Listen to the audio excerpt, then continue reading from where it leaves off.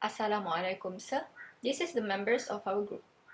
My name is Awanis and I'm going to explain to you about the number 1 question. Firstly, I will initialize integer number 1 to 0 and number 2 is 0 and integer total 1, total 2, integer operation and char again is equal to y. I'll do the whole program in the do while loop.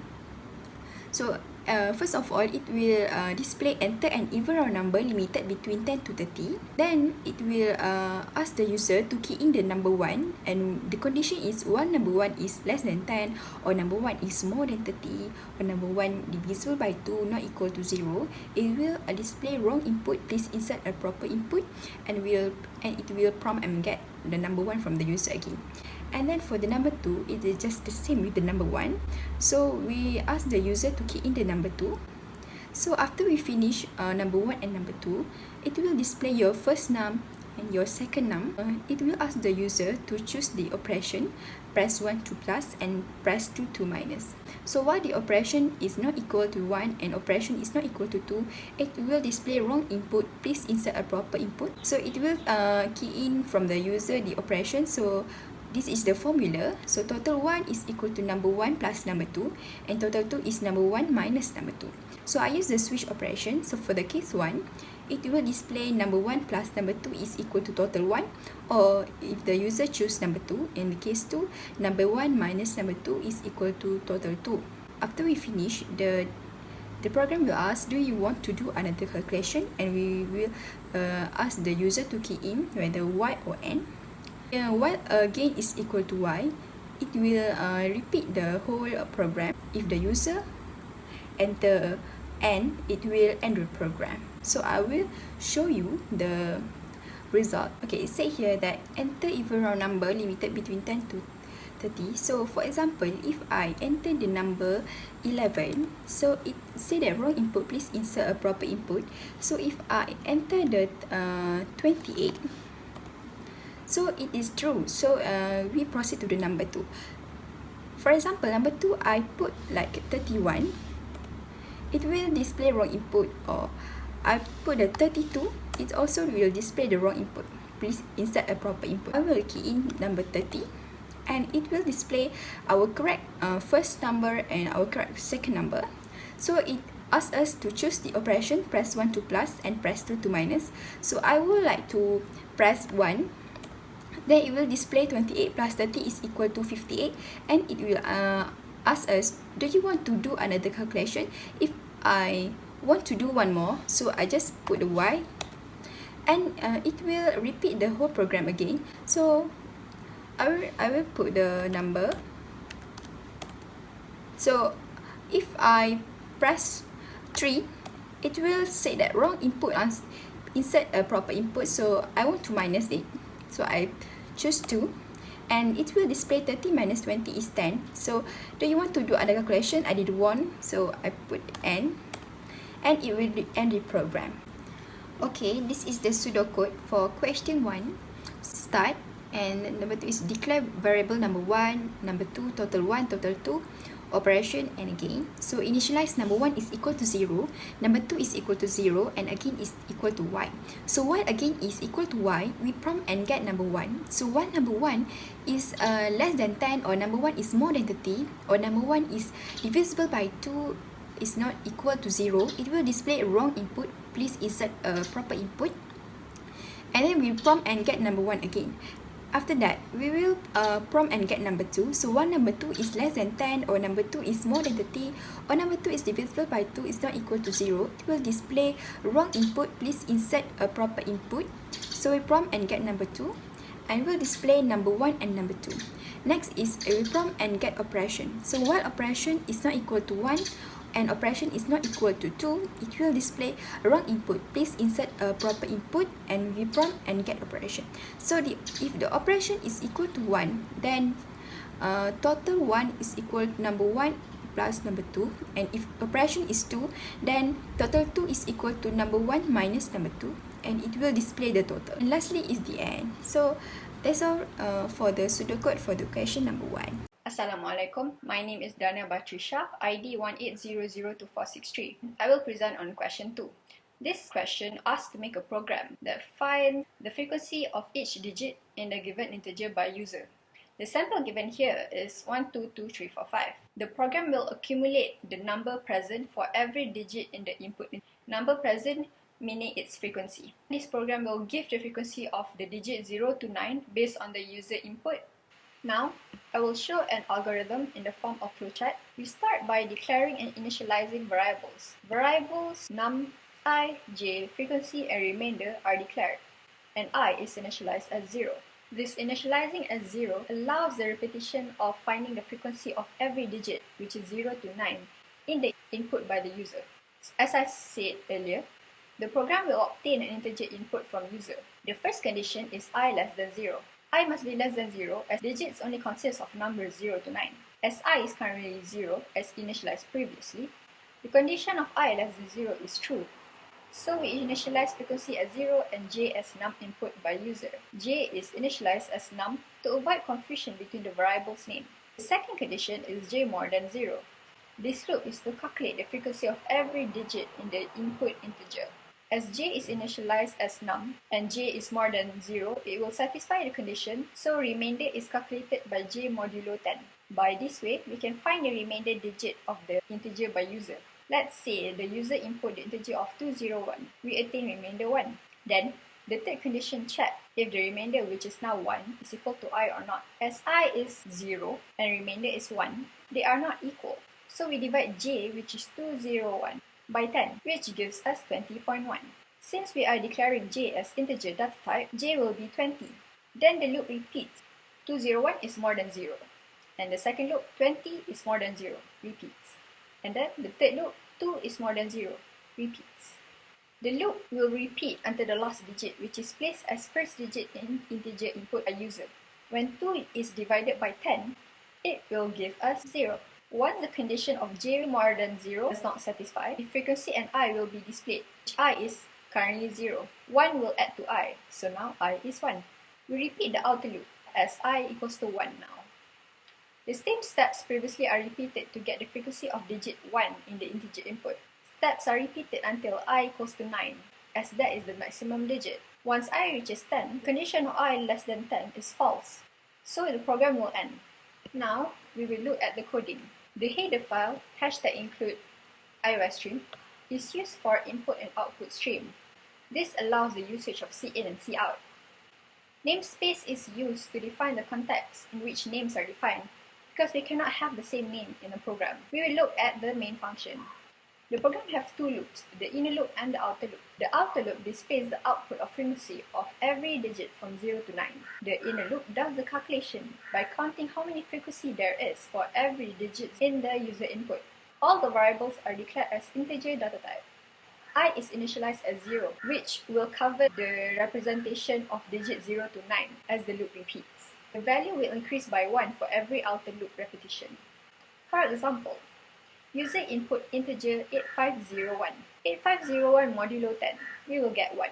1 is not equals to 0 as I was initialized as 0, so frequency will not add by 1. We don't show the output yet, as we repeat the inner loop first for the remaining 3 digits from the front of the user input, which is 850. Now, 850 modulo 10, we get 0, as there is no remainder. 0 as remainder is the same as I, so frequency will plus 1. This will repeat until the last digit number placed the most front of integer by user. The frequency of the first front number will be the last we'll calculate. Then, the output of digit frequency in integer user input will be displayed. This will repeat until reach digit 9. When reach digit 10, the condition is false, so program ends. For my output screen, the topic is displayed, which is find frequency of each digit in a given integer. The input is 8501. Then, the frequency of each digit in 8501 is displayed. Digit 0, 1, 5, and 8 have the frequency of 1. The other digits have the frequency of 0. That is all from me. Thank you.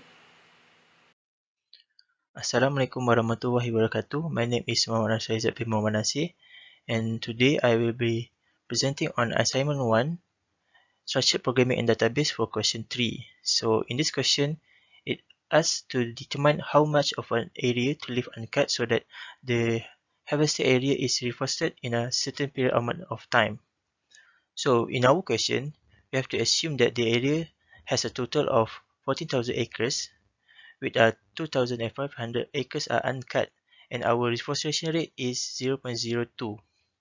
So the question asks to print a table that showing the numbers of acres forested for each year and for a total of 20 years, meaning that we have to display for each year for 20 years. So we move on to the flowchart. So we usually use flowchart to make an overview before we enter our coding into the C++. So first thing first, we have to declare the variable and our initializer. So we have to make a square shape here. So t acres is equals to 14,000 and also num, which I declare is as an integer. And the second one is acres equals to 2,500 and my rate is 0.02. This is all based on the question previously. And I declare it as a float. So the next one is a trapezium shape. We use this shape as usually to put an input or our output. So this, I enter my input, which is num. And the third one is my output. So I want to display year and the value of acres forested. The slash t here is when we want to make a table for our program. And the next one is a diamond shape. A diamond shape is usually we want to make an options, repetition, or a loop.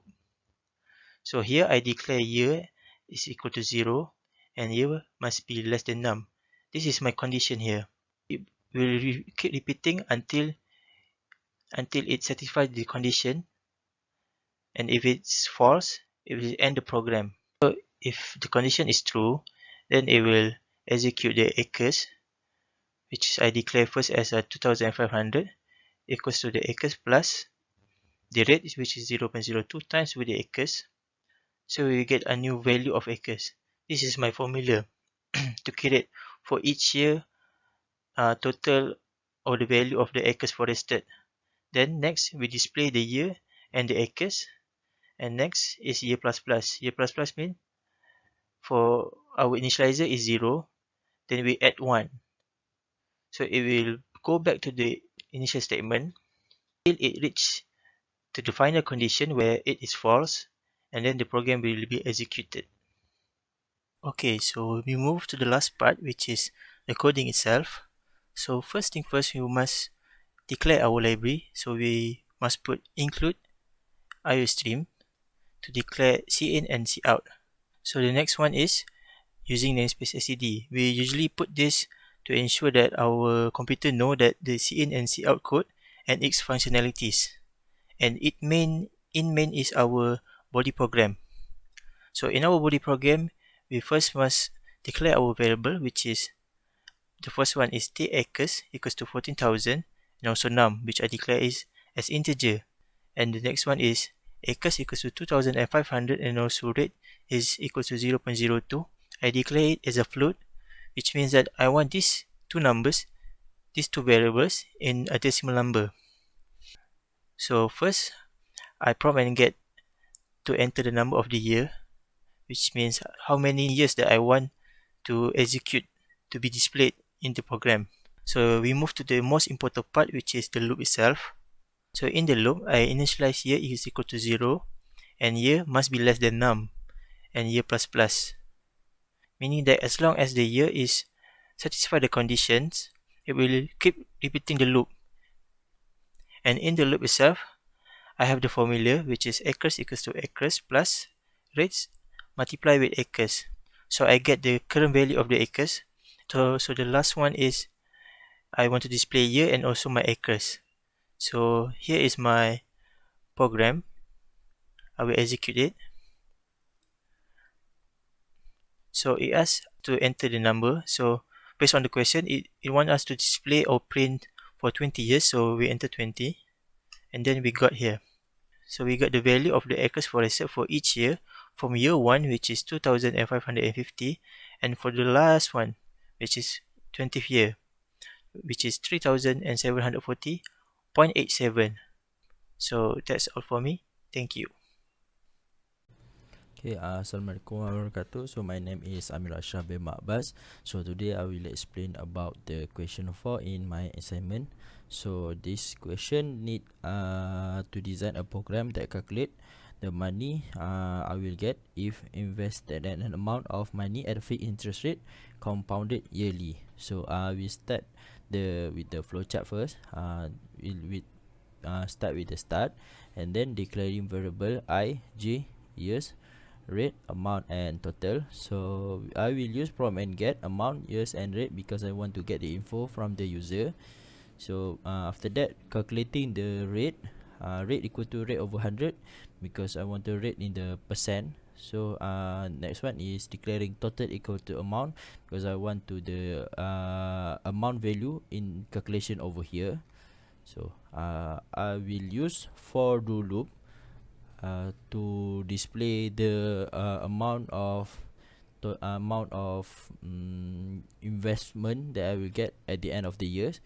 So I will use if I equal to 1 and then I less than year. If it is true, it will calculate the amount equal to amount plus amount times rate, I plus plus. As long as the loop is true, it will continue the loop. After at a certain value, the I is more than years, it will false and display the years and the amount that I will get at the end of the years. Next one is for the displaying the total at the end of the each years. So for the J equal to 1, J less than 5. Let's say my years is 5. So if it is true, it will go to the total equal to total plus total times rate. Same goes to the amount, and then it will display the J, which will display the years, and the total J plus plus. So J will become 2. It will continue the loop until it meets the condition, which is false. It will end the program. So this is my code. So include IOStream using namespace std and int main. So I will declaring integer I, J, and years, float, rate, amount, and total because I want the rate, amount, and total in the decimal numbers. So C out, I want to display enter initial amount. C in, so I want to get the input from the user, which is the number of amount, number of years, and the interest rate. So rate, I want to in the percent. So total equal to amount. I want to use the value in this calculation over here. So for I equal to 1, I less than years. If it is true, it will calculate the amount I plus plus. So I will become 2, and then if after certain condition, if it is wrong, it will see out at the end of the my years. Let's say 5. At the end of 5 years, you will have this amount. Amount is the updated one after the 5 loop.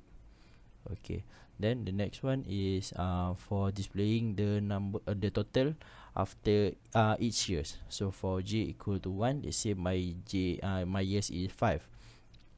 So for J equal to 1, 1 less than or equal to 5. So if it is true, it will calculate the total.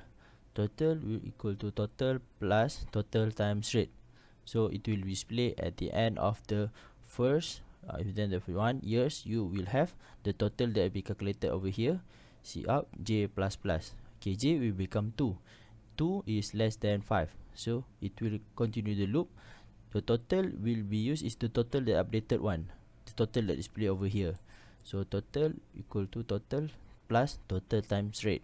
So the loop will continue until it met the false condition and it will end the program. So this is what the output looks like. So the first one is 3165, 339.07, and so on. So until it reaches $5,124.43. Okay, that's all from me. Thank you.